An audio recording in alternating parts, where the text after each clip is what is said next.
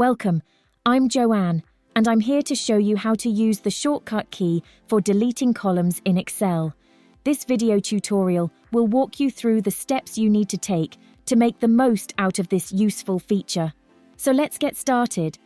To quickly and easily delete a column from a data table, select the column by clicking on it on the top of the table.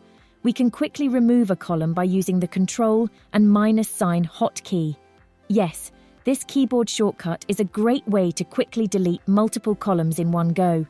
To delete multiple columns, first select the ones you want to remove. Then, use the keyboard shortcut Ctrl-key to delete them. You're all set.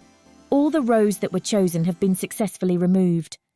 If you're looking for additional helpful shortcuts for Excel, check out Sheet Leveler's video tutorials for great tips. The tutorial instructions can be found in the description below. If you found this tutorial helpful, give my video a like. If this is your first time here, hit that subscribe button and join our online community. Thanks for watching, and I'll see you in the next video.